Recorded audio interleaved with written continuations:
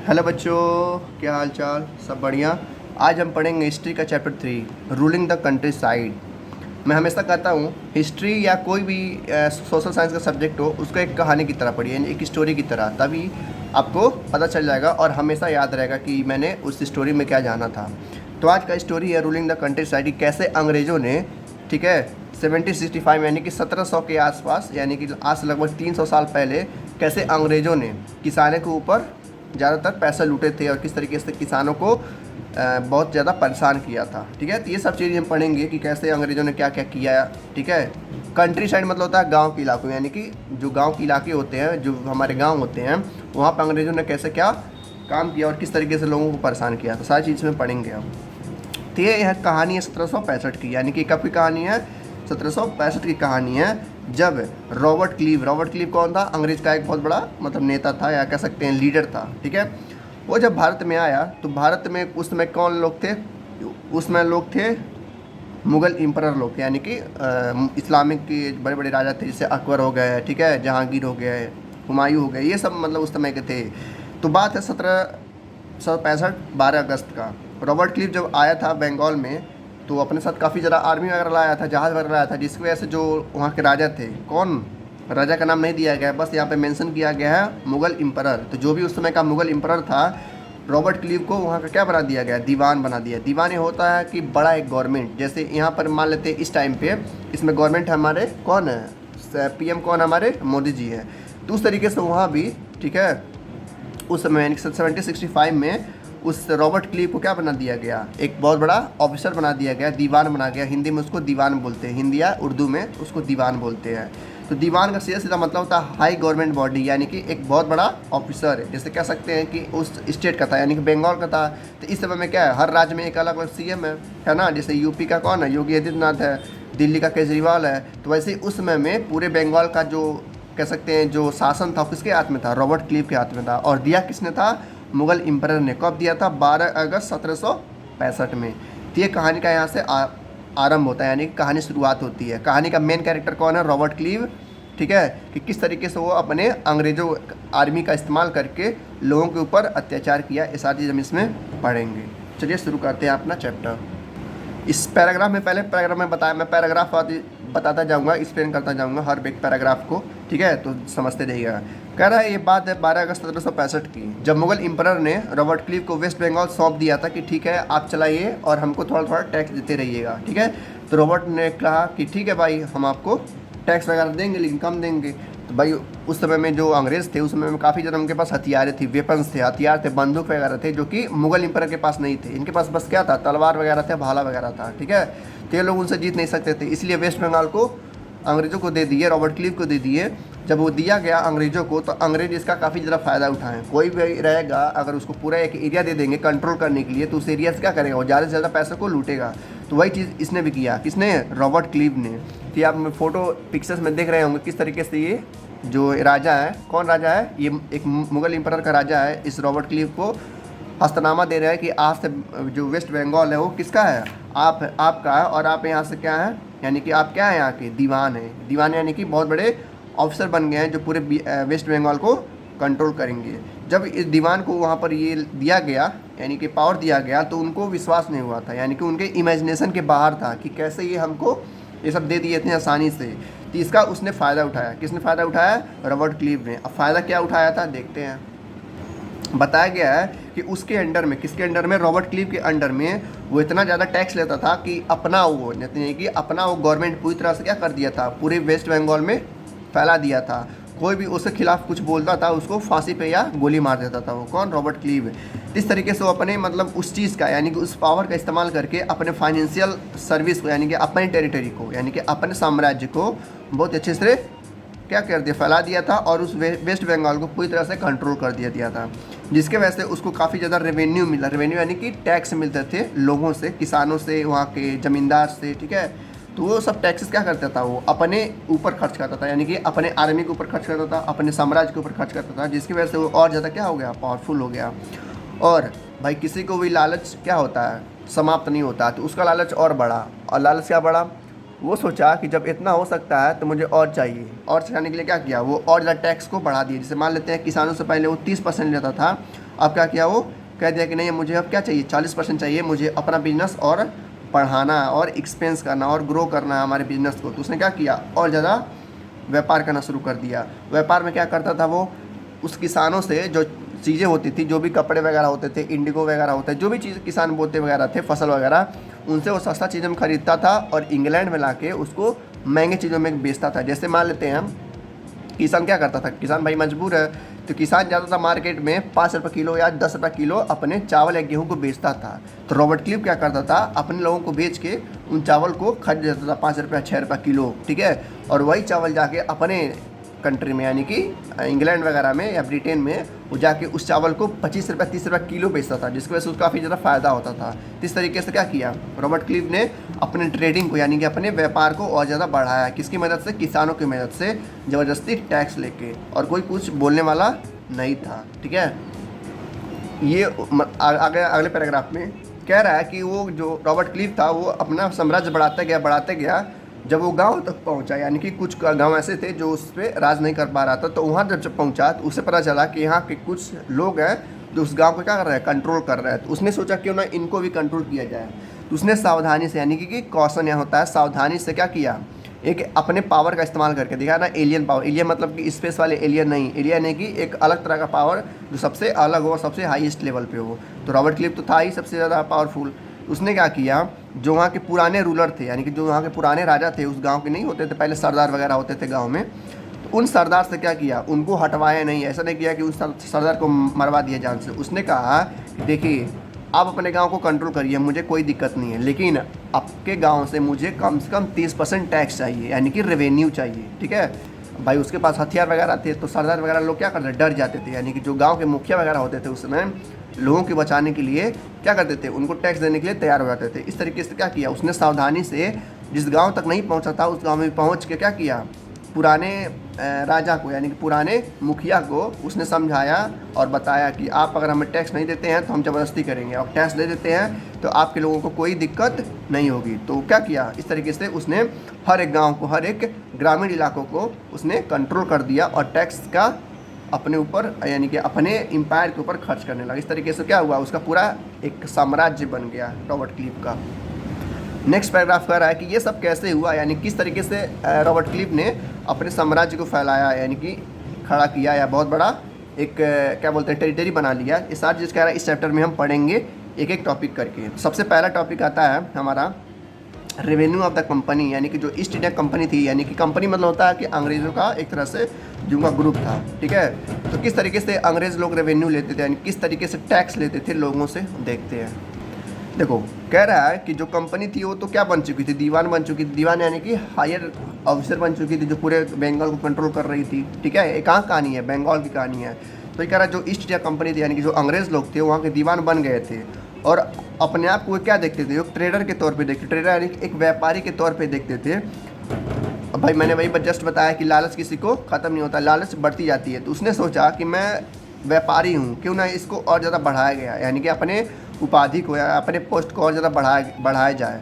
उसने क्या किया, रेवेन्यू जो सिस्टम था ना, यानी कि जो लोगों से टैक्स लेता था वो फिक्स कर दिया बढ़ा के। जैसे मैं बताया ना कि पहले 30% लेता था, बाद में क्या कर दिया 40% कर दिया, ताकि ज़्यादा से ज़्यादा टैक्स ले सके लोगों को। और उसके बाद भी यानी कि टैक्स के बाद भी वो क्या करता था, इंक्रीज़ कर दिया अपने रेवेन्यू को। और उसके साथ ही जो कॉटन, जैसे भारत में उस समय में यानी कि 1700 में के आसपास, यानी कि आज से 300 साल पहले काफ़ी अच्छे क्वालिटी में कॉटन के कपड़े यानी कि सूती के कपड़े और सिल्क के कपड़े होते थे। तो उसने क्या किया, इन पे भी वो दावा बोल दिया, यानी कि कॉटन और सिल्क के कपड़े पे भी उसने क्या किया दिया, कहा कि मुझे ये भी चाहिए और साथ में साथ टैक्स भी चाहिए। तो लोगों को ज़्यादा और ज़्यादा दिक्कत होने लगी, ठीक है। इस तरीके से उसने अपने रेवेन्यू को और ज़्यादा क्या किया, बढ़ावा दिया कि मुझे पैसे के साथ साथ कॉटन के कपड़े और सिल्क के कपड़े भी चाहिए, वो भी काफ़ी सस्ते में। अब वो करता क्या था, आप सोचेंगे कपड़े क्यों खरीदता था, वही चीज़ करता था, कपड़े खरीद के यहाँ से खरीदता था 10 रुपये 15 रुपये में, और अपने देश जाके वो चीज़ें बेच देता था महंगे दामों में, जिसकी वजह से उसको 15-20 रुपये फ़ायदा होते थे। सोचो वही काम जब करोड़ों लाखों लेवल पे करेगा, यानी कि बड़े लेवल पे करेगा तो बड़ा अमाउंट फ़ायदा होगा। तो इसी वजह से वहाँ के लोगों को काफ़ी ज़्यादा दिक्कत होती थी इस रॉबर्ट क्लिव की वजह से। फिर कह रहा है कि जो रॉबर्ट क्लिव था वो इन चीज़ों को क्या कर दिया, एक्सपोर्ट करता था। एक्सपोर्ट यानी कि दूसरे देश में बेचता था बेचने के लिए, और इंडिया में वो क्या लाता था, गोल्ड सिल्वर लाता था, अपने लिए लाता था, लोगों के लिए नहीं लाता था। जिसकी वजह से क्या हुआ, इस जो वेस्ट बंगाल था वो उसका फाइनेंस काफ़ी अच्छा हो गया। मतलब किसके लिए अच्छा हो गया? अंग्रेज़ों के लिए अच्छा हो गया, हिंदुस्तान के लोगों के लिए नहीं, क्योंकि वो तो अभी बेचारे लोग गुलामी की कर रहे थे अंग्रेज़ों का। तो उसके हिसाब से कह रहा है कि जो उसका फाइनेंस था, यानी कि जो रॉबर्ट क्लिव था, उसका फाइनेंस काफ़ी अच्छा हो गया था एक्सपोर्ट और इंपोर्ट करने में, यानी कि सामान बेचने और ख़रीदने में। भाई उसको फ़ायदा हो रहा था तो उसी का तो अच्छा होगा। तो यही चीज़ कह रहा है। अब अगला पैराग्राफ क्या कह रहा है? कह रहा है कि देखिए, जब इतना चीज़ें लोगों के ऊपर क्या होगा, थोपा जाएगा कि मुझे आप पैसा भी दीजिए, कपड़ा भी दीजिए, खाना भी, जो फसल उगा रहे हैं वो भी हमें दीजिए, तो किसान के पास बचेगा क्या? कुछ नहीं। तो यही चीज़ हुआ बाद में। कह रहा कुछ सालों बाद, यानी कि जब बंगाल में काफ़ी ज़्यादा दिक्कतें हो गई, यानी कि 5 से 10-15 साल बाद काफ़ी ज़्यादा क्राइसिस हो, क्राइसिस यानी कि दिक्कतें आने लगी। क्या दिक्कतें आने लगी? देखो, जो किसान थे वहाँ के, जब वो खेती करते थे तो लगभग 60-70-80% वो अंग्रेज़ों को देना पड़ता था, और उनके पास बचता क्या था? 20 से 25%, जिसकी वजह से उनके पास खाने पीने का सामान नहीं बचा था। तो वही कह रहा है, ये एक दौर ऐसा आया जहाँ पर क्या हुआ, भूखमरी के कारण, यानी कि वहाँ पर पैसा ही नहीं बचा या फसल ही नहीं बचा बोने के लिए, क्योंकि भाई किसानों के पास 20% बच रहा है, आप 80% रख ले रहे हैं, तो उसमें से खाना भी है उनको, उसी में से खेती भी करना है, और उसी में उनका घर बसर भी चलाना है। तो ऐसा नहीं हो पाता था, क्योंकि अंग्रेज़ बहुत ज़्यादा टैक्स लेते थे। तो बाद में क्या हुआ, एक बहुत बड़ी क्या हुआ, तबाही आया। तबाही यानी कि एक सूखा पड़ा बहुत बड़ा, जिसमें से लगभग 10 मिलियन लोग, यानी कि लगभग 1 करोड़ लोग मारे गए थे बंगाल में।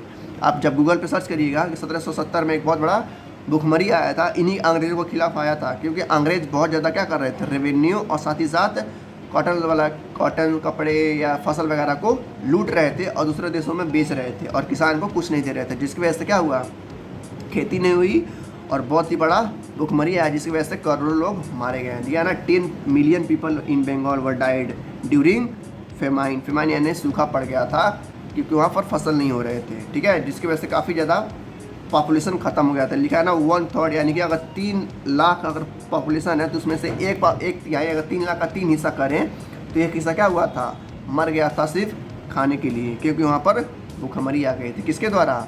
उस रॉबर्ट क्लीव के द्वारा, जो वहाँ पर शासक था, जो वहाँ का दीवान था।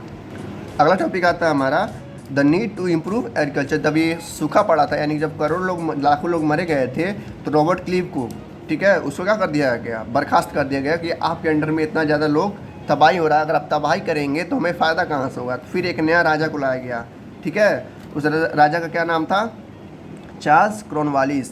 इसने क्या किया, टैक्स वगैरह को घटाया और किसानों को क्या किया कि आप खेती करिए और हमें टैक्स कम दीजिए, ताकि फिर से क्या कर सके, एग्रीकल्चर इंप्रूव हो सके, यानी कि सुधारा जा सके, ठीक है। तो देखते हैं इसमें क्या हुआ पैराग्राफ में। तो खेती वगैरह क्या करने के लिए, इम्प्रूव करने के लिए, यानी कि सुधारने के लिए अंग्रेज़ों ने क्या किया, पैसे इन्वेस्ट करना शुरू किए, यानी कि क्या किए, पैसे देना शुरू किए किसानों के, लीजिए पैसे लीजिए और आप फसल वगैरह खरीद के आप खेती करिए, ताकि एग्रीकल्चर सेक्टर क्या हो सके, इम्प्रूव हो सके, फिर से अच्छी वगैरह खेती हो सके। तो अंग्रेज़ों ने क्या किया, पैसे इन्वेस्ट किए। लिखा है ना, कंपनी ऑफिशियल्स, यानी कि बड़े बड़े ऑफिसर लोग क्या किए, इन्वेस्ट किए लैंड में, ताकि क्या हो सके, फिर से एग्रीकल्चर को बढ़ावा दिया जा सके, फिर से एग्रीकल्चर को सुधारा जा सके। तो ये सब अंग्रेज़ क्या किए, फिर से इन्वेस्ट किए किसानों पे कि आप लीजिए, पैसे लीजिए, फसल लीजिए और दोबारा आप क्या करिए, खेती करिए। और फिर जब खेती बाद में होने लगी तो फिर से ये लोग क्या करें, टैक्स लाने लगे। तो टैक्स मतलब अलग नियम पे ला गया, अभी बाद में हम पढ़ेंगे। पहले देख लेते हैं कि किस तरीके से अंग्रेज़ों ने क्या किया, इन्वेस्टमेंट किया, किस तरीके से खेती को सुधारा। तो क्या सबसे पहला पॉइंट है कि अंग्रेज़ों ने क्या किया, इन्वेस्ट किया, पैसा इन्वेस्ट किया, फसल इन्वेस्ट किया किसानों के ऊपर कि आप खेती करिए, सबसे पहला पॉइंट। दूसरा पॉइंट, कंपनी ने क्या किया, एक नया सिस्टम लाया है। एक नया सिस्टम क्या था, परमानेंट सेटलमेंट। कब लाया था? 1793 में, यानी कि 1793 में, यानी कि 1800 शुरू होने वाला था, ठीक है। तो परमानेंट सेटलमेंट क्या था, मतलब अंग्रेज़ों ने लाया, लेकिन ये था क्या, ये इस तरीके से काम करता था परमानेंट सेटलमेंट। उन्होंने क्या किया, इस परमानेंट सेटल में जो गांव के जो लोग ज़मींदार थे, ठीक है, जो वहाँ के राजा थे, उन्हीं को क्या कर दिया गया, वहाँ का सरदार बना दिया गया। पहले क्या करता था, रॉबर्ट क्लीव जाता था और कहता था कि मुझे आपसे 30% टैक्स चाहिए, लेकिन इसने क्या किया, चार्ल्स कॉर्नवालिस ने गांव पे गया और कहा, देखिए हम लोग एक नया सिस्टम ला रहे हैं जिसका नाम है परमानेंट सेटलमेंट। इसमें क्या होगा कि जो आप लोग राजाज हैं और तालुकदार हैं, आप ही लोग इस गांव को कंट्रोल करेंगे और आपको जितना हो सके उतना हमको क्या करना है, टैक्स पे करना है। हम ये नहीं बताएंगे कितना टैक्स देना है, आप अपने हिसाब से जितना फ़ायदा होगा उतना हमको टैक्स दीजिएगा, ताकि खेती क्या हो, फिर से बर्बाद ना हो। तो एक तरह से क्या हुआ, किसानों को थोड़ा आराम मिला, क्योंकि उनके अपने लोग कंट्रोल करने वाले थे उनको। जैसे मान लेते हैं भारत के लोग ही भारत को कंट्रोल कर रहे हैं, जैसे मान लेते हैं इस समय मोदी क्या है, देश को चला रहे हैं, तो हमारे हमारे मतलब भारतीय इंसान हैं। लेकिन उस समय क्या था, अंग्रेज जो रॉबर्ट क्लीव था वो पूरे गांव को कंट्रोल कर रहा था और मनमानी टैक्स ले रहा था। लेकिन बाद में क्या हुआ, जब परमानेंट सेटलमेंट आया तो राजा अतलुकदार क्या करने लगे, वो काम करने लगे, यानी कि टैक्स वगैरह के और रेवेन्यू वगैरह को कलेक्ट करके अंग्रेज़ों को देने लगे अपने हिसाब से। ठीक है, तो ये फ़ायदा हुआ किसको, किसानों को। या हमारे लोग क्या कर रहे हैं, कम टैक्स ले रहे हैं, लेकिन टैक्स फिर भी वो लोग ले रहे थे अंग्रेज़ों के लिए। जो भी टैक्स था इस सिस्टम में, परमानेंट सेटल में, वो फिक्स कर दिया गया था। ये भी कर दिया गया था कि जो हमको टैक्स दे रहे हैं 10%, यानी कि 100 रुपये आप कमा रहे हैं तो उसमें से हमको 20 रुपये या 15 रुपये दीजिए, और ये 20 रुपये 15 रुपये आपको हमेशा के लिए देना है, ये फ्यूचर में कभी बढ़ेगा नहीं। लिखा है ना, कहाँ गया, या increase ever in the future, यानी कि ये जो टैक्स सिस्टम है वो कभी भी फ्यूचर में नहीं बढ़ेगा, जितना है उतना ही रहेगा, चाहे आपका खेती कम हो चाहे आपका खेती ज़्यादा हो। यानी किसान अगर ज़्यादा खेती करते हैं, वैसे मान लेते हैं, इससे अंग्रेज़ों ने कहा, चार्ल्स कॉर्नवालिस ने कहा कि मुझे हर महीने आपसे 50 रुपये चाहिए, चाहे आप खेती चाहे 1000 रुपये करें चाहे 1500 खेती करें। जब किसान खेती ज़्यादा करने लगेंगे तो देना तो उनको उतना ही है, चाहे वो कितना भी खेती करें। तो एक तरीके से किसानों का एक तरह से फ़ायदा था और अंग्रेज़ों का भी एक तरह से फ़ायदा था। उनको ज़बरदस्ती नहीं करना था, हर महीने उनका 20 से 50 रुपया टैक्स आ जाता था, जिसकी वजह से दोनों लोग को क्या हुआ, थोड़ा थोड़ा आराम मिला। ठीक है, इस तरीके से क्या हुआ, अंग्रेज़ों ने इम्प्रूव किया एग्रीकल्चर को, यानी कि किसानों को मदद किया। अगला टॉपिक आता है हमारा प्रॉब्लम्स। अब जब अंग्रेज़ों ने इस पर खर्च किया था एग्रीकल्चर पे, जो नया सिस्टम लाया था परमानेंट सेटलमेंट, इससे क्या क्या दिक्कतें हुई। भाई कोई भी सिस्टम आता है, कोई भी अपना क्या बोलते हैं सेवा आता है, जो भी सिस्टम है उससे कुछ लोगों को दिक्कत होती है। तो वही चीज़ हमको पढ़ना है कि इसके आने से, यानी कि परमानेंट सेटलमेंट के आने से क्या क्या समस्या हुई थी लोगों को, वही देखना है। सबसे जो उसका पहला पैराग्राफ है इसमें ये बताया गया है, ठीक है, जो अंग्रेज़ लोग थे वो ज़मींदार को कहते थे कि हर महीने हमको टैक्स चाहिए, लेट होगा तो आप लोग क्या करेंगे, उस नौकरी से निकाल दिए जाएंगे। तो वही कह रहा है कि जो ज़मींदार थे उनको मजबूरन हर महीने टैक्स देना पड़ता था, चाहे अपने ही पास से दे चाहे किसानों से लेकर दे।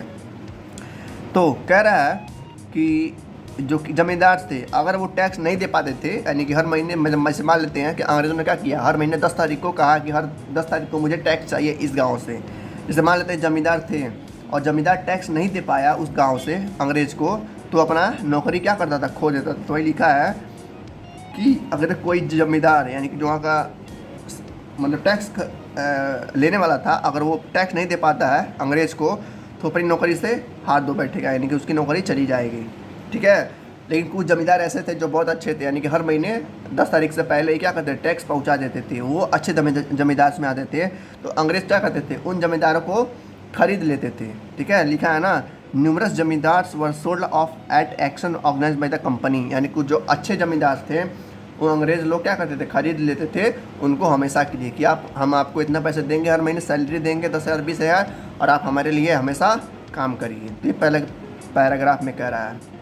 सेकेंड पैराग्राफ क्या है, दूसरे पैराग्राफ में कह रहा है कि 19वीं सेंचुरी के पहले डिकेड में, यानी कि 19वीं शताब्दी में, यानी कि 1800 के आसपास, यानी कि आज से लगभग 250 साल पहले क्या हुआ, जो प्राइस था मार्केट का वो बढ़ गया। यानी कि जो भी फसल वगैरह होते थे उनको बेचना, जैसे मान लेते पहले 10 रुपये किलो बेचते थे लोग, तो अब क्या हुआ था 20 रुपये किलो बेचने लगे थे, जिसकी वजह से किसानों को थोड़ा सा फ़ायदा हुआ। और इसके साथ ही साथ कल्टीवेशन, यानी कि जो खेती बाड़ी थी वो भी क्या हुआ, एक्सपैंड हो गया। भाई जाहिर सी बात है, जब खेती में थोड़ा फ़ायदा हो रहा है तो लोग और ज़्यादा खेती करेंगे ताकि और ज़्यादा फ़ायदा हो। तो उसी की वजह से क्या हुआ, खेती बाड़ी भी एक्सपैंड हुआ।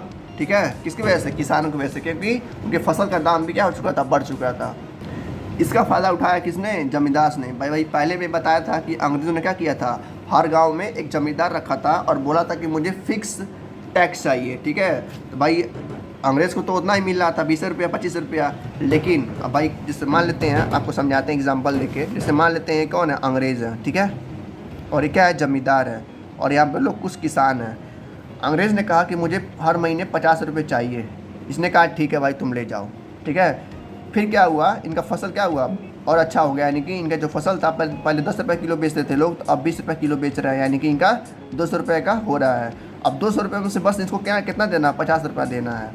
इसने क्या किया, जमींदार ने, इसने कहा किसानों से, देखो मुझे तुम्हारा फसल अब और अच्छा हो रहा है और ज़्यादा पैसा कमा रहा हो, तो मुझे 50 रुपये नहीं चाह के मुझे 100 रुपये चाहिए। ठीक है, तो 100 रुपया किसान मजबूर था उनको देना। तो ये जमींदार क्या था, उनसे 100 रुपया ले लेता था, लेकिन 50 रुपया अपने पास रख लेता, जिसकी वजह से अंग्रेज़ों को ज़्यादा फ़ायदा नहीं हो पाता था। तो इसका असर किसको पड़ा? जमींदार को पड़ा।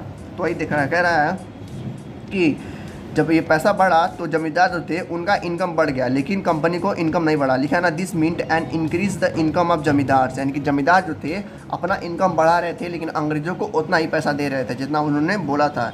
जब अंग्रेज़ों को पता चला तो फिर ये कुछ चेंज हो गया। क्या चेंज हुआ देखते हैं। जब अंग्रेज़ों को ये चीज़ पता चला तो वो आए जमींदार से पूछे कि भाई आप क्यों ऐसा कर रहे हैं? अगर जो आप पैसा रख रहे हैं 50 रुपया, उसी का इन्वेस्ट कर दीजिए किसानों के ऊपर ताकि और अच्छा फसल हो। ठीक है, तो जमींदार ने ये सब मना कर दिया, जिसकी वजह से जमींदार क्या कर दिए, हटा दिए गए अंग्रेज़ों के द्वारा कि आप क्या कर रहे हैं, पैसा अपने पास रख रहे हैं, जो 50 रुपया अपने पास रख रहे हैं उसको फिर से इन्वेस्ट कर दीजिए ज़मीनों पे, ताकि और अच्छा फसल हो सके और अच्छा क्या हो सके, हमको टैक्स मिल सके। जमींदार उस समय क्या थे, लालची हो गए थे, तो उनको हटा दिया गया था अंग्रेज़ों के द्वारा। ठीक है ना। As long the zamindar could not give out the land to tenant and get rent, they were not interested in improving the land. उनको लैंड में इन्वेस्ट करने में कोई दिक्कत मतलब हो रही थी, पूरी तरह से दिक्कत हो रही। वो नहीं चाहते थे कि हम जो पैसा कमा रहे हैं हम किसी और को दें, जिसकी वजह से उनको हटाया गया अंग्रेज़ों के द्वारा। देखो यहाँ पर वही चीज़ लिखा भी है, कह रहा कि जो जमींदार थे वो काफ़ी ज़्यादा हाई टैक्स लेते थे वहाँ के किससे, किसानों से, जिसकी वजह से ज़मींदार को फ़ायदा होता था लेकिन किसानों को नुकसान होता था। तो वही कह रहा है कि जो वहाँ के किसान थे वो मनी लेंडर हैं, यानी कि जो पैसा वगैरह देते हैं उधारी पे या टैक्स वगैरह पे, यानी कि इंटरेस्ट पे नहीं पैसा लेते हैं लोग, जैसे हिंदी में कहते हैं सूद पे पैसा ले जा रहे हैं 5% 10% पे। तो वही चीज़ कह रहा है कि ज़मींदार इतने ज़्यादा लालची हो गए थे, यानी कि अंग्रेज़ों से ज़्यादा भी लालची हो गए थे वो लोग, कि 100 रुपया ले रहे थे और 50 रुपया रख रहे थे, 50 रुपया दे रहे थे, जिसकी वजह से किसानों के पास कुछ खास बच नहीं रहा था, जिसकी वजह से उनको हर बार हर सीजन में लोन लेना पड़ रहा था इस मनी लेंडर के कारण। ठीक है, जिसकी वजह से क्या हुआ, खेती फिर से कम हो गई, यानी खेती लोग फिर से कम करने लगे थे। अब आया नया सिस्टम, और न्यू सिस्टम इज डिवाइड यानी कि तैयार हुआ एक नया सिस्टम अंग्रेज़ों के द्वारा। जब देखा गया अंग्रेज़ों के द्वारा कि जमींदार से क्या कर रहे हैं, पैसे रख ले रहे हैं, फिर एक नया सिस्टम लाया गया। ठीक है, अब सिस्टम क्या था देखते हैं। अंग्रेज़ों ने कहा कि ये सिस्टम काफ़ी ज़्यादा क्या हो चुका है, पुराना हो चुका है, और ये सिस्टम को दोबारा क्या करना पड़ेगा, चेंज करना पड़ेगा। यानी कि जो सिस्टम था परमानेंटली असेसमेंट, यानी कि फिक्स जो प्राइस था और मैंने हमको 50 रुपये चाहिए, उसको दोबारा हटाया गया। किसके द्वारा, अंग्रेज़ों के द्वारा। क्यों हटाया गया, अंग्रेज़ों ने कहा कि देखो भाई प्राइस तो हर महीने बढ़ रहे हैं और मुझे पैसा उतना ही मिल रहा है, जिसकी वजह से हमें नुकसान हो रहा है, यानी कि हमें और पैसे चाहिए अपने ट्रेड को बढ़ाने की, यानी कि अपने व्यापार को बढ़ाने के लिए हमें और ज़्यादा टैक्स चाहिए, जिसकी वजह से क्या कर रहे थे जमींदार, और पैसे अपने पास रख ले रहे थे, जिसकी वजह से अंग्रेज़ों को क्या हो रहा था, घाटा हो रहा था। अंग्रेज़ों ने एक नया सिस्टम लाया। ठीक है, क्यों लाया था मैंने बता दिया, ठीक बताया ना, कि उनको घाटा हो रहा था, उनको बहुत ज़्यादा पैसा चाहिए था। तो कौन सा सिस्टम लाया देखते हैं। देखो ध्यान से सुनना, डिवाइड सिस्टम में क्या हुआ था, अंग्रेज़ लोग को घाटा हो रहा था, ये आप लोग जानते हैं, और ज़मींदार पैसे रख रहे थे, और किसको घाटा हो रहा था, किसानों को। तो अंग्रेज़ों ने क्या किया, एक नया सिस्टम लाया। सिस्टम क्या था, वो सिस्टम कब आया था पहले ये जान लीजिए। सिस्टम आया था 1822 में, यानी कि लगभग 20 साल बाद आया था। जो पुराना सिस्टम था परमानेंट सेटलमेंट, उससे 20 साल बाद आया था। किसने लाया था, हॉल्ट मैकेंजी ने। ठीक है, याद रखिएगा, हॉल्ट मैकेंजी 1822 में लाया था। अब देखिए क्या हुआ था इसमें। हॉल्ट मैकेंजी ने कहा कि देखिए किसानों को क्या हो रहा है, दिक्कत हो रही है, हमें भी पैसा नहीं मिल रहा है, तो इस सिस्टम को हटा के फेंक देते हैं, नया सिस्टम लाते हैं, जिसमें क्या होगा, जो कलेक्टर होंगे, कलेक्टर होते हैं ना, हर डिस्ट्रिक्ट में कलेक्टर होंगे, तो उस समय भी क्या होते थे, कलेक्टर होते थे।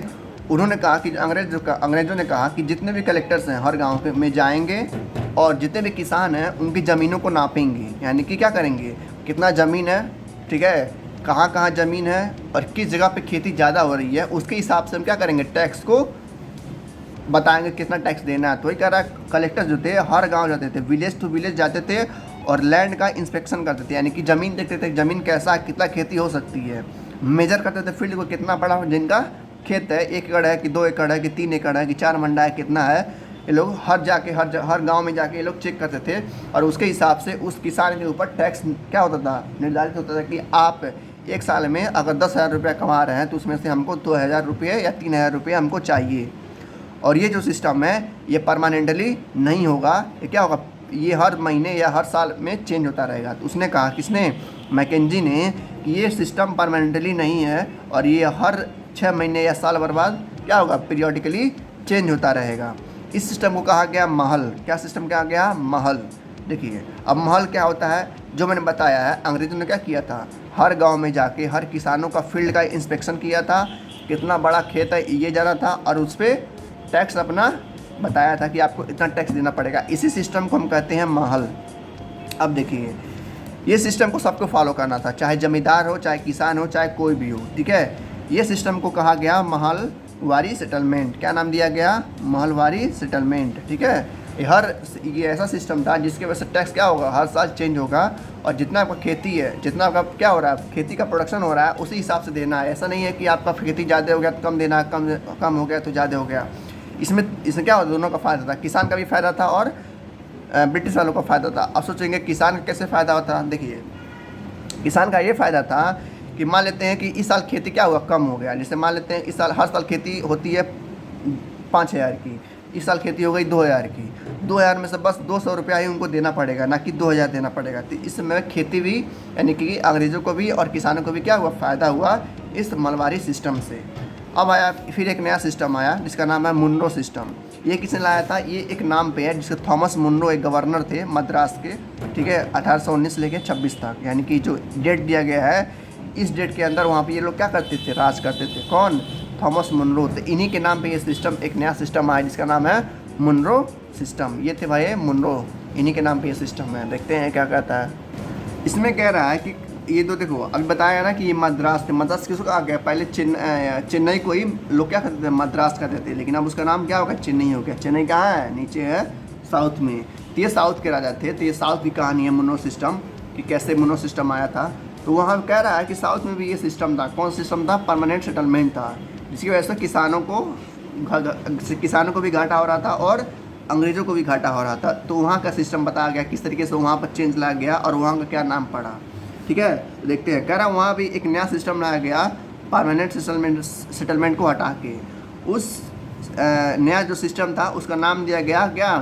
रियोतवार या रियोतवारी। अब देखो रियोतवार क्या होता है। रियोतवार एक तरह का सिस्टम होता है जिसमें भाई जो किसान और अंग्रेज़ों के बीच में एक गठबंधन होता है, जिसके बताते हैं लोग अंग्रेज़ कि आपको इतना टैक्स देना पड़ेगा, यानी कि इतना रेवेन्यू देना पड़ेगा, चाहे वो बड़े स्केल पे हो चाहे छोटे स्केल पे हो। तो वो देखते हैं।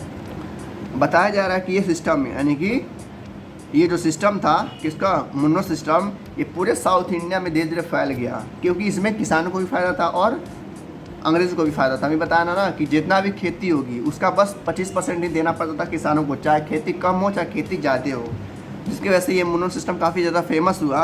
और पूरे साउथ इंडिया में लिखा है ना कि all over the south India ये मुन्नो सिस्टम फैल गया, डेवलप हो गया और पूरी तरह से कायम हो गया मुन्नो सिस्टम।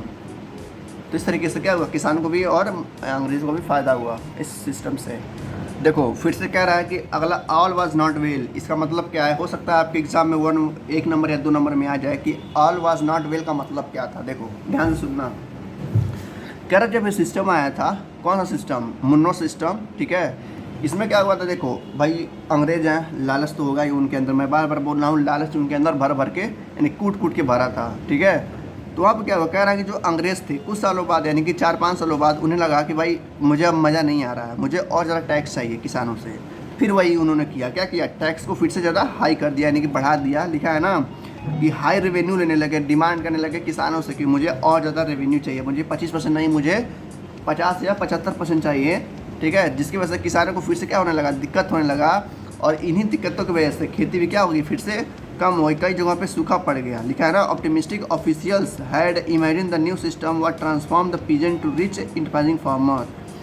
यहाँ पर लिखा गया कुछ किसानों को क्या हुआ? डिजर्ट हो गया, यानी कि डिजर्ट मतलब होगा सूखा पड़ गया था, जिसकी वजह से खेती फिर से क्या हुआ था? कम हो गया था। यानी खेती का जो लेवल था, यानी कि जो लोग खेती करते थे इंजॉय से, वो लोग नहीं कर पाते थे, क्योंकि अगर मान लो साल भर में 100 रुपये कमाते हैं तो 100 रुपये में से 80 रुपया 75 रुपया अंग्रेज़ों को देना पड़ता था, जिसकी वजह से उनके पास कुछ बचता ही नहीं था, ठीक है। तो जिसकी वजह से क्या हुआ? किसानों को दिक्कत हुई। तो वही लिखा ऑल वाज नॉट वेल, सारा चीज़ सही नहीं हुआ। बाद में फिर से क्या हुआ? गड़बड़ा गया अंग्रेज़ों के द्वारा ही, क्योंकि वो लोग लालची थे।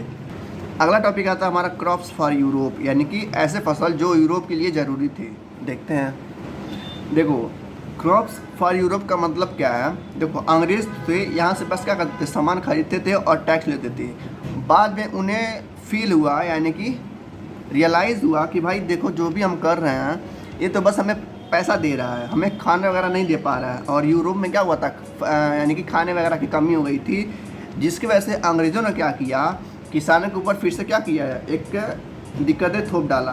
देखो किसान, तुम लोग ऐसे सुनो, तुम लोग जो खेती करती हो उसको और बढ़ावो, और हमें खेती किसकी चाहिए? ओपियम की और इंडिगो की खेती और ज़्यादा चाहिए। तो अंग्रेज़ों ने कहा किसानों से, भाई पूरे इंडिया को वो लोग क्या कर रहे थे? ऑक्युपाई कर लिए थे अंग्रेज, सब लोग जानते हैं कि पूरे भारत को लोग राज किए थे। तो वही चीज़ कह रहा है, ब्रिटिश ने क्या किया, एक नया सिस्टम लाया। सिस्टम क्या था कि अलग अलग राज्य में जो भी चीज़ें होती थी, उन्होंने कहा अंग्रेज़ों ने कि इस चीज़ को और ज़्यादा लेवल पे उगाओ। जैसे कि मान लेते हैं बंगाल में जूट काफ़ी अच्छा होता है, तो बंगाल के जितने किसान थे उनसे कहा गया अंग्रेज़ों के द्वारा कि देखो तुम लोग जितने किसान हो बंगाल में सब क्या बो, जूट बो, और कोई भी खेती नहीं होनी चाहिए। किसने कहा? अंग्रेज़ ने कहा। असम के लोगों से कहा गया कि आप लोग चाय की पत्ती उगाइए, ठीक है, अंग्रेज़ द्वारा लाया गया था चाय की पत्ती, याद रखिएगा। शुगर कैन यानी कि गन्ने को कहाँ बताया गया? उत्तर प्रदेश, यानी कि उत्तर प्रदेश में जितने भी किसान लोग थे उनसे कहा गया अंग्रेज़ों के द्वारा कि देखो जितने भी तुम लोग हो यहाँ पर सब लोग क्या उगाएंगे? अपना लिए शुगर केन उगाएंगे कि हमको ज़रूरत है शुगर केन का। पंजाब में कहा गया कि आप लोग गेहूँ उगाइए क्योंकि वहाँ गेहूँ अच्छा होता है। महाराष्ट्र में कहा गया कि आप लोग कॉटन उगाइए क्योंकि महाराष्ट्र में कॉटन अच्छा होता है। इस तरीके से मद्रास में कहा गया राइस यानी कि चावल उगाने के लिए। इस तरीके से अंग्रेज़ों ने क्या किया? किसानों के ऊपर और ज़्यादा लोड डाल दिया कि देखो जो भी खेती कर रहे थे अभी तक तो अपने लिए कर रहे थे, अब हमारे लिए भी खेती करो, ठीक है। तो इस तरीके से उन लोगों ने क्या किया, भारत के अलग अलग हिस्सों में जो भी चीज़ें होती थी उसको कहा कि तुम लोग और ज़्यादा खेती करो और जो भी खेती है वो हमें चाहिए, ठीक है। इस तरीके से अंग्रेज़ों ने और ज़्यादा किसानों के ऊपर लोड डाल दिया अपने यूरोप को बचाने के लिए। अगला टॉपिक आता है हमारा डच कलर है हिस्ट्री। यहाँ पर बताया गया इस पैराग्राफ में कि एक पोएट था जिसका नाम था विलियम मॉरिस करके, ठीक है, एक फेमस पोएट था और आर्टिस्ट भी था। उसने ये इंडिगो का यूज़ करके यानी कि इंडिगो और ओपियम का यूज़ करके ये दोनों चीज़ बनाया था। और यही चीज़ बना के वो लोग क्या करते थे, अपने देश में जाके यानी कि इंग्लैंड और ब्रिटेन में जाके ये चीज़ें बेचते थे। इसीलिए वैसे इस किसानों को कहा गया कि आप लोग इंडिगो और ओपियम की खेती ज़्यादा करिए क्योंकि हमें इसकी ज़रूरत है। इस तरीके से क्या किया, और इन्होंने काफ़ी ज़्यादा फ़ायदा उठाया था किसानों का।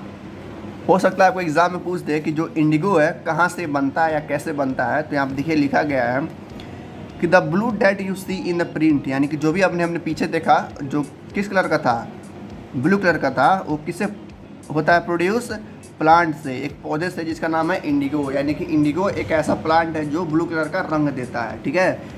It is likely to the blue dye, dye मतलब होता है रंग, यानी कि ये ब्लू कलर का होता है जो कपड़े को रंगने के लिए काम आता है। तो जो विलियम मॉरिस था जो फेमस पोएट था, तो क्या किया, इसका काफ़ी ज़्यादा डिज़ाइन बनाया और ब्रिटेन वालों को दिखाया, यानी कि अंग्रेज़ों को दिखाया कि किस तरीके से ये डिज़ाइन बन सकता है। तो अंग्रेज़ ने क्या किया, कहा कि इंडिया जो है बिगेस्ट सप्लायर बनना चाहिए। तो अंग्रेज़ों ने फिर से एक दिक्कत दिया कि इंडियन पीजेंट को यानी कि किसानों को, ये आप लोग क्या करिए, ज़्यादा से ज़्यादा इंडिगो की खेती करिए। तो उस समय पे पूरा भारत में, यानी कि पूरे भारत में छोड़ो पूरे दुनिया में, ठीक है, सबसे ज़्यादा कोई कहीं अगर इंडिगो बन रहा था तो कहाँ बन रहा था? हमारे भारत में। और कौन बनवा रहा था? अंग्रेज।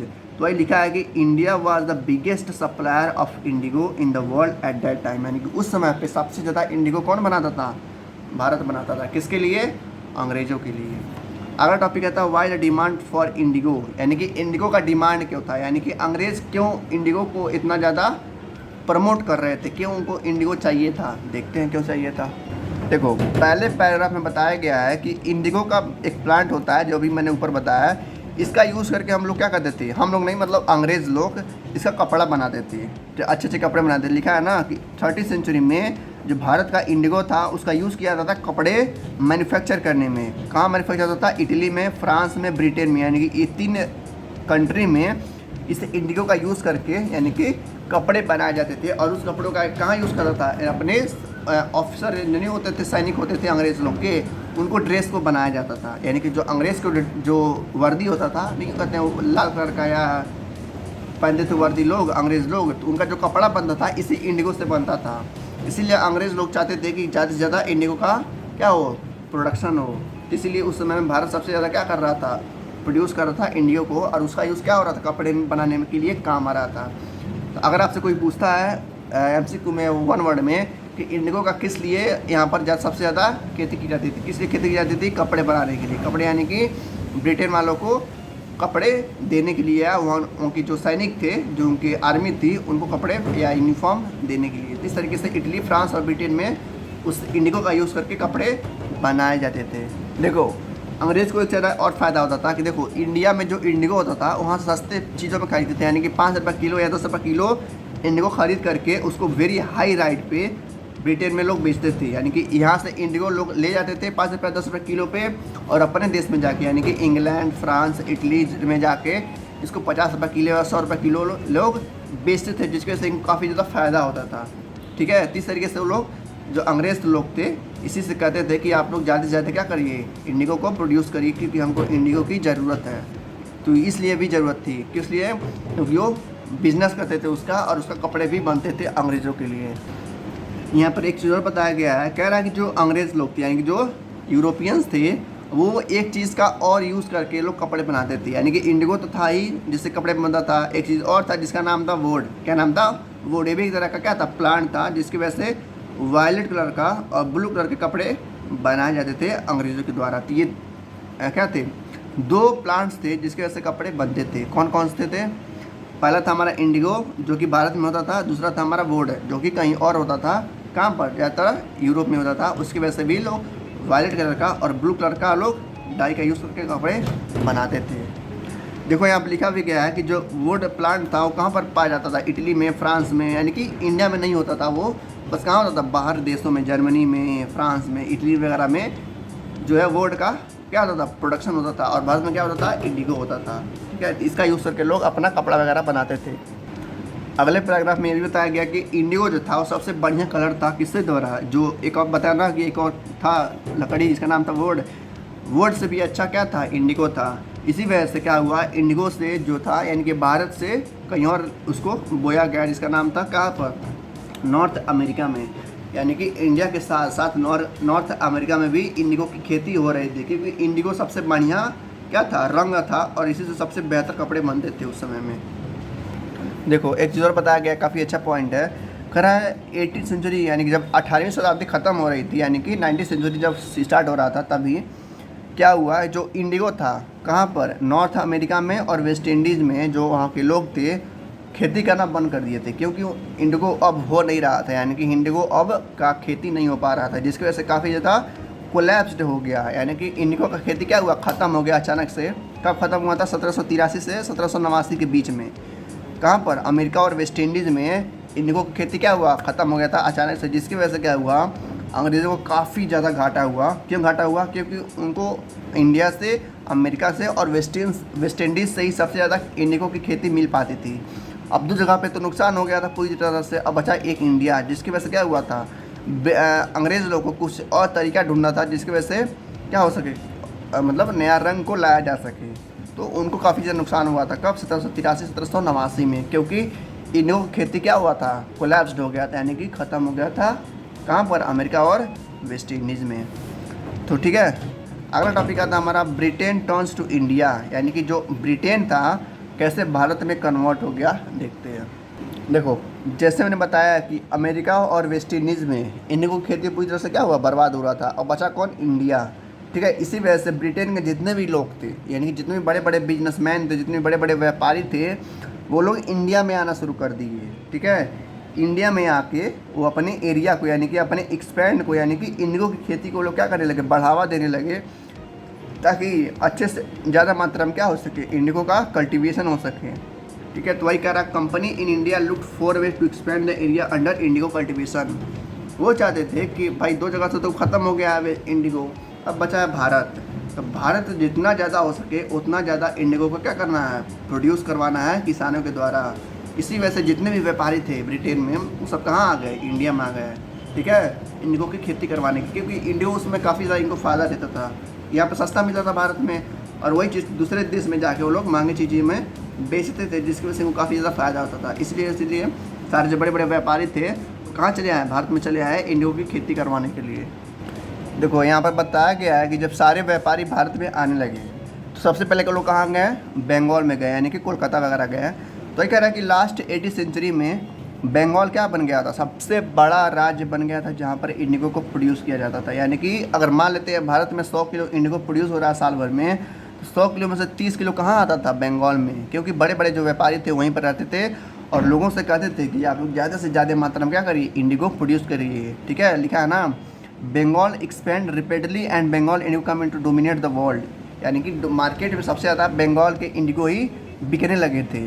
फिर कह रहा 1788 में आई, यानी कि आगे आई है। Only about 30% of the Indigo import into Britain from India. कह रहा है जब 1788 आया तो भारत से बस 30% इंडिगो ही क्या हुआ, एक्सपोर्ट होता था ब्रिटेन में, यानी कि 100 किलो अगर मान लो साल भर में हो रहा है इंडिगो, तो कितना 30 किलो ही बस ब्रिटेन में भेजा जाता था। बाकी 70% यहीं पर क्या होता था, उसका कपड़े बनाए जाते थे और लोगों को पहनाया जाता था, अंग्रेज़ लोगों को। ये बढ़ के 1810 की बात कर रहा है, वो उसके कितना 1788 की बात है। अब कर रहा, अब ये कहाँ पर 1810 में, 1810 में क्या हुआ, ये उल्टा हो गया, यानी कि ये प्रोपोर्शन कहाँ बढ़ गया, 95% बढ़ गया। यानी कि पहले 30% था, वही चीज़ 95% हो गया। कैसे 95% हो गया, मैंने बताया है कि पूरे भारत में बस लोगों से यही कहा जाता था कि आप सारा काम छोड़िए, अब बस क्या होगा, ये इंडिगो की खेती करिए, जिसकी वजह से और जो फसल थे वो धीरे धीरे कम हो गए थे और बस इंडिगो को क्या हो रहा था, खेती हो रहा था, बस इंडिगो की खेती हो रही थी, बस इंडिगो की चारों तरफ खेती हो रही थी। फिर कह रहा अगले पैराग्राफ में कि इंडिगो की खेती में, यानी कि इंडिगो का व्यापारी जो थे उनको इतना ज़्यादा फ़ायदा हो रहा था कि सारा काम छोड़ छाड़ के वो लोग क्या करने लगे, इंडिगो में इन्वेस्ट करने लगे और ख़ुद भी इंडिगो में इन्वेस्ट हो गए खेती करने के लिए। कैसे, देखो मैं नहीं बोल रहा, किताब लिखा है। कह रहा जो ऑफिसर थे, यानी कि जो बड़े बड़े कंपनी के लोग थे, अंग्रेज़ लोग थे, वो अपना काम दाम छोड़ कर, लिखा है ना, लेफ्ट देयर जॉब्स, यानी कि अपने जॉब को छोड़ के वो क्या देखने लगे, इंडिगो की खेती करने, यानी कि इंडिगो का बिजनेस देखने लगे। जो भी काम बड़े लोग करते थे उसको छोड़ के अपना काम करने लगे। अंग्रेज नहीं, अंग्रेज़ के साथ साथ बस स्कॉट्समैन, यानी कि स्कॉटलैंड के भी लोग, इंग्लिश लोग, यानी कि अमेरिका के भी लोग आने लगे भारत में और क्या करने लगे, came to India and indigo can get loans, यानी कि अपने लिए बिजनेस स्टार्ट करने लगे। क्योंकि भाई मैंने बताया ना कि इंडिगो के लिए बहुत ही ज़्यादा लोग क्या थे, परेशान थे, क्योंकि उससे बहुत ज़्यादा प्रॉफिट हो रहा था।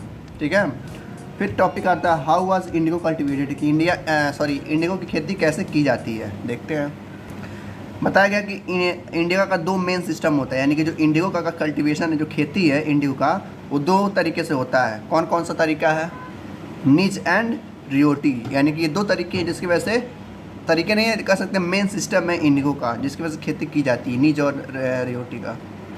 देखो ये जो सिस्टम है, कौन सा सिस्टम, निज सिस्टम, इसमें क्या होता है, जो भी लोग कल्टीवेटर्स होते हैं, यानी कि जो भी लोग खेती करने वाले होते हैं, वो क्या करते हैं, इंडिगो को प्रोड्यूस करते हैं अब इनलैंड में, जो खुद कंट्रोल करते हैं। यानी कि देखो सिंपल सा बात है, एक मान लेते हैं जो 2 ज़मीनें हैं, ठीक है, कि ये है और एक ये है, ये क्या है, ये है निज वाला और ये है रियोटी वाला। निज में क्या होता है, ये जो ज़मीन होती है किसी एक की होती है, मतलब इसमें कई लोग हिस्सेदार नहीं होते हैं, इसमें बस एक ही पर्सन आता है और सारा का सारा खेती उसके कंट्रोल में होता है। जैसे होता है ना, आपके गांव में खेती होगी, आपका घर होगा, तो आपका घर है, आपके घर में और कोई दूसरा कोई नहीं आ सकता, तो उसे कहते हैं निज सिस्टम, यानी कि ऐसा सिस्टम जिससे पूरी तरह से आपका क्या हो, कंट्रोल हो। लिखा ना, ही डायरेक्टली कंट्रोल, पूरी तरह से आपका कंट्रोल हो, उससे बोलेंगे हम निज नहीं होते हैं, हमारा निजी मामला है, बोलते हैं ना हिंदी में कि हमारा निजी मामला है। निजी यानी कि ऐसा सिस्टम जिसमें हमारा खुद का मामला हो, हम डायरेक्ट कंट्रोल कर रहे हैं, कोई और दूसरा कोई कंट्रोल नहीं करेगा। दूसरा आता है हमारा रियोटी सिस्टम।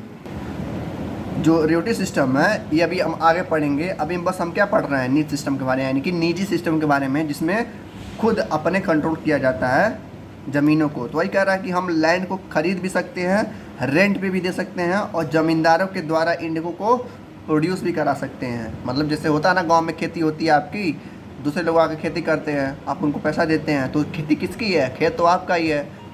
तो इस तरह से ये भी है। तो निजी सिस्टम ऐसा है जिसमें निजी खेती होती है, यानी कि बस पूरा कंट्रोल आपके हाथ में हो, किसी और के हाथ में ना हो। दूसरा टॉपिक आता है द प्रॉब्लम विथ निजी सिस्टम। अब क्या क्या दिक्कतें हैं निजी सिस्टम में, यानी कि निजी सिस्टम में क्या क्या दिक्कतें आती हैं, देखते हैं।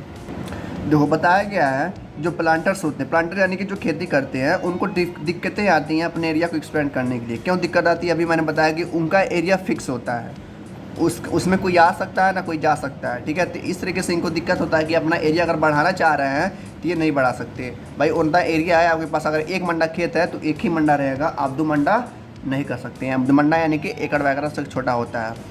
तो ये कह रहा planters have found it difficult to expand the area under nij cultivation, यानी कि आपके पास अगर 1 एकड़ है तो 1 ही एकड़ खेत रहेगा, आप उसके पास बढ़ा नहीं सकते। ये पहला प्रॉब्लम है किसका, निज कल्टीवेशन का। अगर एग्जाम में आता है 3 नंबर में आएगा तो पहला पॉइंट आपको यही रहेगा। 3 पॉइंट मैं हमेशा बोलता हूँ, आंसर हमेशा किस में लिखिए, पॉइंट में लिखिए। आपका एक नंबर भी नहीं कटेगा, एक नंबर छोड़िए, 0.1 नंबर भी नहीं कटेगा अगर आप पॉइंट में लिखते हैं तो। 3 नंबर का है, 3 पॉइंट। सबसे पहला पॉइंट क्या है कि निज कल्टीवेशन में अपना एरिया को एक्सपेंड नहीं कर सकते, ठीक है। हमारा जो दूसरा प्रॉब्लम होता है वो ये कह रहा है कि जो इंडिगो होता है, यानी कि जो इंडिगो रंग होता है, जो भी कपड़े वगैरह बनते हैं, वो फर्टाइल एरिया में होता है। फर्टाइल एरिया कि जहाँ का ज़मीन क्या हो, उपजाऊ हो, यानी कि ज़्यादा से ज़्यादा खेती हो सके, यानी कि मिट्टी होता है ना उपजाऊ होती है, तो ऐसे लैंड में इंडिगो खेती होती है जहाँ की मिट्टी क्या हो, उपजाऊ हो। दूसरा चीज़ कह रहा है ये एरिया पहले से क्या है, ऑलरेडी डेंसली पॉपुलेटेड, यानी कि जहाँ पर खेती हो रही है इंडिगो का, वहाँ का जो मिट्टी है वहाँ पर पहले ये लोग क्या है, डेंसली पॉपुलेटेड, यानी कि पहली आबादी वहाँ पर ज़्यादा है। इसलिए भी क्या दिक्कत हो रहा है कि आपको ज़मीनें नहीं मिल पा रही हैं और तरह खेती करने के लिए। तो पहला प्रॉब्लम तो वो था कि एक्सपेंड नहीं कर सकते। दूसरा ये है कि पहले से लोग वहाँ पर क्या है, पॉपुलेटेड है, जहाँ पर फर्टाइल ज़मीन है। दो दिक्कत हो गया यहाँ। तीसरा हमारा कह रहा है, देखो कोई भी प्लांटर होगा जो भी इंडिगो की खेती कर रहा होगा, यही चाहेगा कि हम ज़्यादा से ज़्यादा खेती करें ताकि ज़्यादा से ज़्यादा फ़ायदा हो। लेकिन इसमें क्या हो रहा है, हम पहले ही कह चुके हैं कि हम ज़मीन को उतना ही रखेंगे जितना आपके पास पहले से है, आप ज़मीन को और ज़्यादा बढ़ा नहीं सकते, ठीक है। तो वही कह रहा है प्लांटर्स नीड, यानी कि उनको चाहिए बड़े एरिया ताकि वो इंडिगो की खेती और ज़्यादा बढ़ा सकें। लेकिन ऐसा नहीं हो रहा है। क्यों नहीं हो रहा है? क्योंकि ये रूल है। रूल क्या है, छोड़ो रूल, पहले से वहाँ पर लोग इतने ज़्यादा हैं कि आपको ज़मीन मिलेगा ही नहीं, ठीक है। तो जितना आपका है उतनी में खुश रहना पड़ेगा। उसे कहते हैं निज कल्टीवेशन, यानी कि निजी खेती, यानी कि हम उससे बाहर नहीं जा सकते, जितना है उसी में खेती हमको करना पड़ेगा। नेक्स्ट कह रहा है, मान लेते हैं आपको मिल भी गया, मतलब मान लेते हैं ज़मीन आपको कोई दे दिया, बेच दिया, भाई ले लो मेरा ज़मीन, मुझे पैसे की ज़रूरत है, मुझे पैसा दो और मेरा ज़मीन ले लो। आपने क्या किया, उसका ज़मीन खरीद लिया, ठीक है।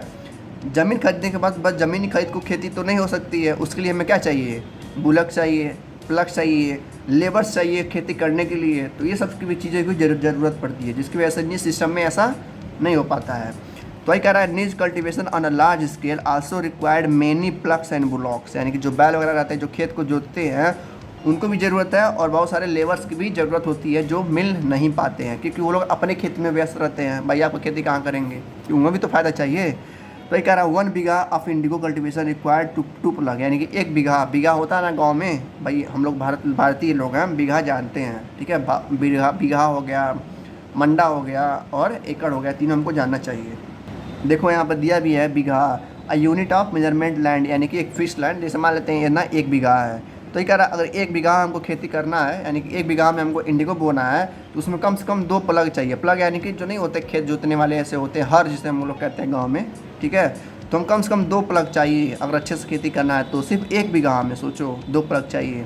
This mean that a planter with 1000 bigha would need 2000 plug, यानी कि अगर कोई ऐसा किसान है जिसके पास 1000 बीघा है, तब उसको कितना चाहिए, कम से कम 2000 प्लग चाहिए, यानी कि 2000 हर चाहिए उस खेत को जोतने के लिए। अब सोचो कितना ज़्यादा मतलब दिक्कत आने वाली है।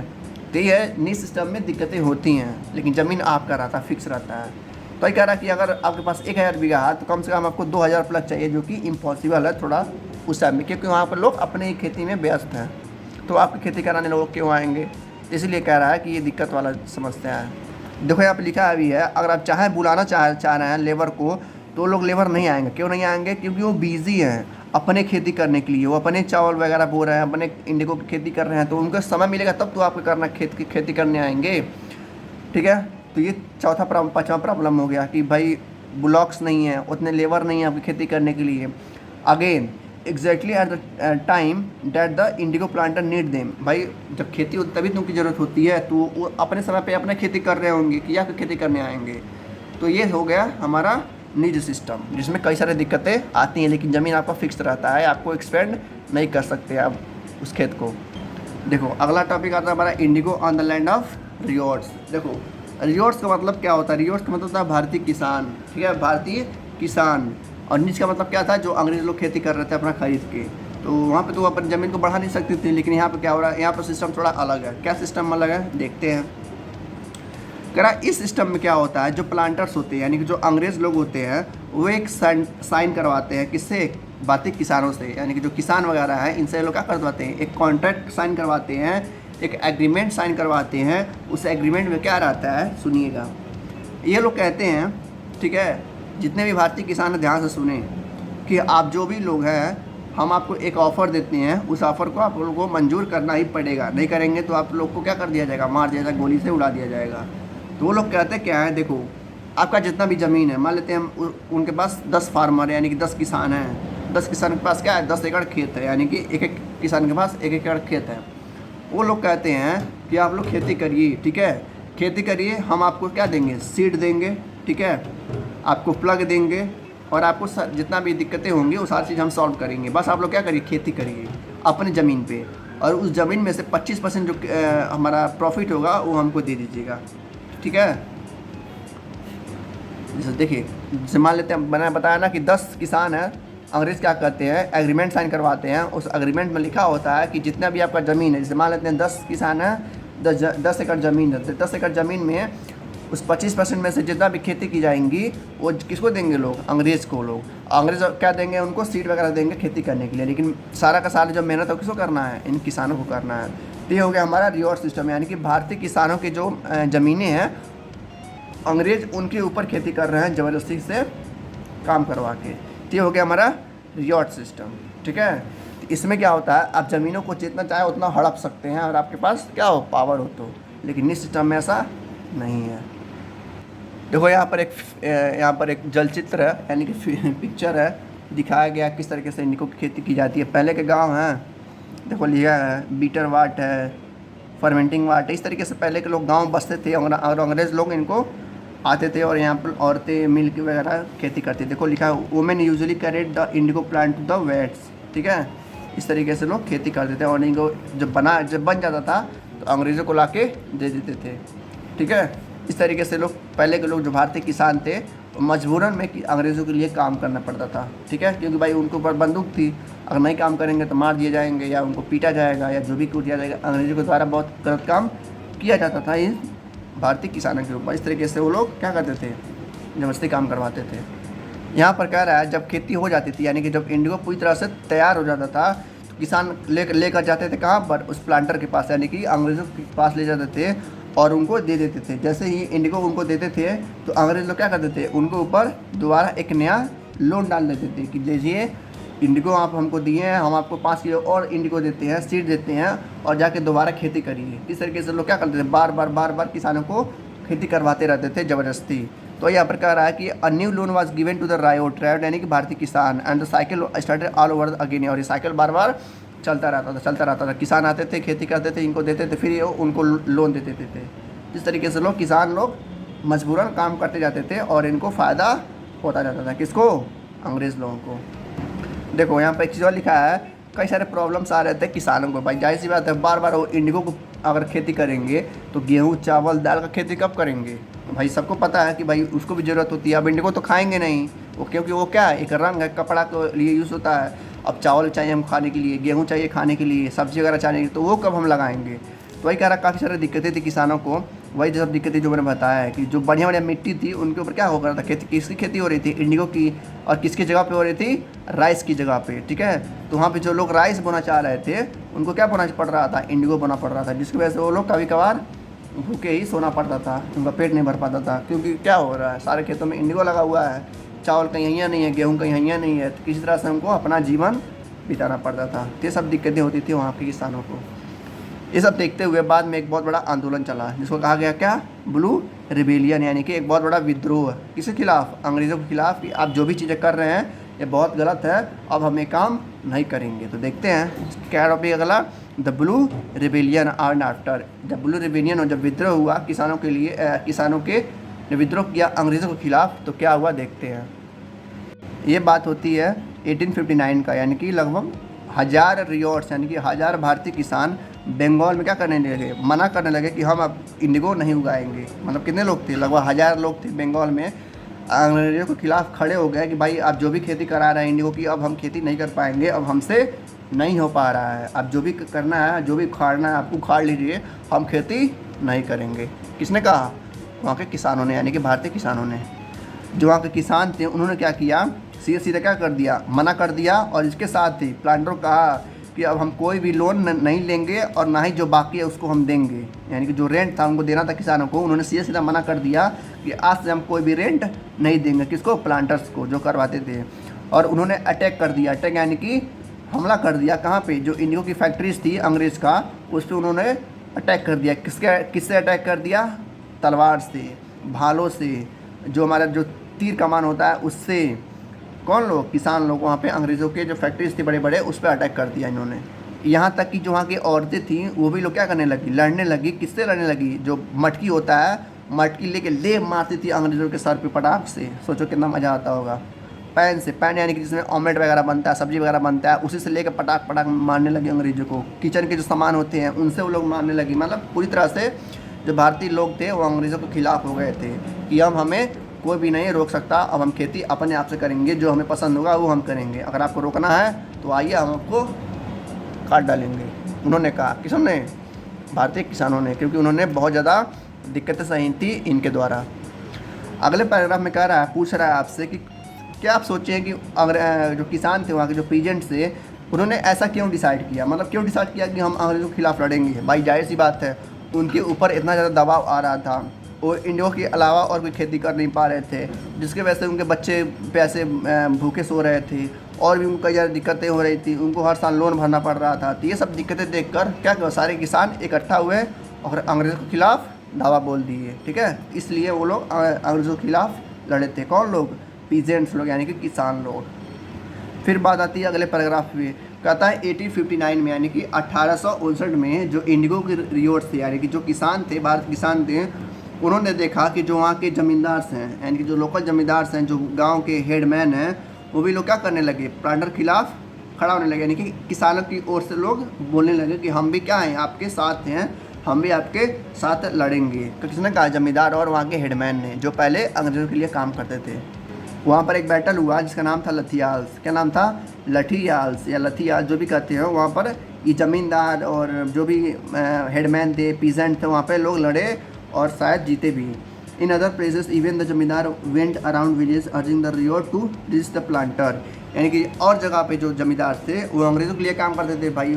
ठीक है, तो वो लोग आके समझाते थे कि आप लोग ऐसा मत करिए, लेकिन ये लोग क्या करते? जो भारतीय किसान थे वो कहें कि नहीं, हम लड़ेंगे, अंग्रेज़ों के खिलाफ़ हम लड़ेंगे और जीतेंगे भी। ये जो जमींदार से जो अंग्रेज़ों के लिए बोलते थे, ये क्या हुआ? अनहैप्पी हो गए, क्योंकि जो पीजेंट्स जो किसान थे उनका पावर बहुत ज़्यादा बढ़ चुका था और कई सारी चीज़ों पे हमला भी बोल दिए थे, जिसकी वजह से ये लोग जीत रहे थे। कौन लोग? भारतीय किसान लोग। कब? 1859 के आसपास। ठीक है, देखो यहाँ पर दो लोग थे, यानी कि दो तरह के अंग्रेज़ लोग थे। एक तो थे हमारे ब्रिटिश वाले और एक थे प्लांटर, जो अपना सब कुछ छोड़ छाड़ के आए थे खेती करवाने। तो जो अंग्रेज़ लोग थे, यानी कि जो ब्रिटिश गवर्नमेंट थी, वो भी क्या करने लगे? सपोर्ट करने लगे इन किसानों का कि भाई देखो, हम आपके साथ हैं। जो भी आपके प्लांटर, जो दूसरे अंग्रेज़ लोग आए हैं आपसे खेती करवा रहे हैं, आप उनके खिलाफ़ लड़िए, हम भी आपके साथ हैं। तो ये क्यों हुआ ऐसा? क्योंकि ब्रिटिश वाले देख रहे थे अगर हम इनके साथ नहीं हुए तो हमको हरा देंगे और हमें भी क्या होंगे? भारत से खदेड़ देंगे। तो इन्होंने क्या किया? ब्रिटिश वालों ने इन किसानों का साथ देने लगे। किस लिए साथ देने लगे? इन प्लांटर्स को भगाने के लिए। प्लांटर्स कौन थे? जो अपना सब कुछ छोड़ के आए थे भारत में बिजनेस करने के लिए, इंडिगो की खेती करने के लिए। फिर कह रहा है आफ्टर द रिवोल्ट ऑफ 1857, यानी कि 1857 में जब रिवोल्ट हुआ था, रिवोल्ट यानी कि युद्ध हुआ था या लड़ाई हुई थी अंग्रेज़ों के खिलाफ, the British government was particularly worried about the possibility of another popular rebellion. जो ब्रिटिश गवर्नमेंट थी, जो साथ दे रही थी किसानों का, वो भी डर गई थी ये देख के कि किसानों ने क्या किया, किस तरीके से प्लांटर को भगाया और ये किसान कहीं हमें भी ना भगा दे। ठीक है, क्यों? क्योंकि किसान बहुत ज़्यादा उसमें क्या हो रहे थे? उग्रवादी हो गए थे, यानी अंग्रेज़ों के खिलाफ। भाई जाहिर सी बात है, अंग्रेज ना उनको दुख पहुँचाएँ तो भाई लड़ेंगे ही। तो अंग्रेज़ भी क्या होता है? ब्रिटिश गवर्नमेंट भी उस समय डर गई थी, वरिड हो रही थी कहीं उनको भी ना भगा दिया जाए। फिर बताया जा रहा है कि जब युद्ध चल रहा था तो कई सारे अधिकारी आए। कहाँ से? ब्रिटेन से अधिकारी आए भारत में समझाने के लिए कि देखिए, आपकी बातें सुन ली गई हैं। जो रानी विक्टोरिया हैं, जो ब्रिटेन में बैठी थी उस समय, उन्होंने ऑर्डर दिया कि ठीक है, हम आपकी बात से सहमत हैं, आप हमें भारत में रहने दीजिए, हम आपसे अब इंडिगो खेती नहीं करवाएंगे। ठीक है, तो वही कह रहा है कि 1859 में कौन आया? लेफ्टिनेंट गवर्नर आए भारत में और वो आदेश लेकर आए। किसका आदेश लेकर आए? रानी विक्टोरिया का, यानी क्वीन विक्टोरिया का वो आदेश लेकर आए। उन्होंने कहा कि अब इंडिगो की ज़रूरत नहीं है, यानी कि अब इंडिया के लोग अपना खेती कर सकते हैं। वो लोग इंडिगो बोए या ना बोए उनके ऊपर है, अब हमें कोई भी तरह का जोर नहीं देंगे इंडिगो बोने के लिए। ठीक है, इस तरीके से क्वीन विक्टोरिया का ऑर्डर आया भारत में और ये सब जो इंडिगो की खेती वगैरह थी सब ख़त्म हुआ।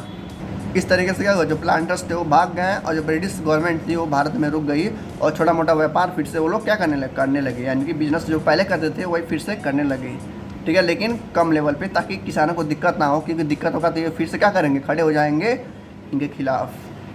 देखो यहाँ बताया गया है कि आफ्टर द रिवोल्ट, जब रिवोल्ट ख़त्म हुआ तो जो बंगाल का जो सबसे बड़ा इंडिगो का खेती था वो क्या हुआ, कोलैप्स कर गया, यानी कि जैसे अमेरिका और वेस्ट इंडीज़ में ख़त्म हो गया था खेती, वैसे ही भारत में क्या हुआ, ख़त्म हो गया। जो सबसे ज़्यादा कहाँ पर हो रहा था, बंगाल में ही तो हो रहा था, लगभग 95% पहुँच गया था, यानी 30% खेती यहीं से हो रहा था। तो बंगाल में पूरी तरह से क्या हुआ, ख़त्म हो गया इंडिगो का। अब कोई भी इंडिगो खेती नहीं करेगा, जिसका मर्जी होगा वही करेगा अपनी मर्जी से, किसी के ऊपर दबाव नहीं होगा। फिर बताया जा रहा है कि कुछ प्लांटर ऐसे थे जो भाग गए थे, यानी कि अगर मान लेते हैं 100 प्लांटर थे तो उसमें से 70 लोग भाग गए थे, अपने देश भाग गए थे, लेकिन कुछ प्लांटर जो थे रुक गए थे। प्लांटर यानी कि जो इंडिगो खेती करवा रहा था वो लोग रुक गए थे और कहाँ चले गए थे, बिहार में चले गए थे। बंगाल से कहाँ भाग गए थे, बिहार में भाग गए थे। तो बिहार में जाने के बाद उन्होंने क्या किया, वहाँ फिर से वो लोग क्या करने लगे, खेती करवाने लगे, लेकिन किसका खेती करवाने लगे, इंडिगो का नहीं, क्योंकि इंडिगो का रोक हो गया था रानी विक्टोरिया के द्वारा। विक्टोरिया ने कहा था कि इंडिया में अब कोई भी खेती नहीं करवाएगा, तो ये लोग क्या करने लगे, इंडिगो का खेती बंद करवा के किसका खेती करवाने लगे, सिंथेटिक खेती, यानी कि एक ऐसा रंग जो इंसानों के द्वारा बनाया जाता हो। तो अंग्रेज़ लोग ऐसा करने लगे, लेकिन बाद में जब महात्मा गांधी वापस आए, कहाँ से आए, साउथ अफ्रीका से हो गए, तो आप क्या करने, अपनी लॉ की पढ़ाई करने।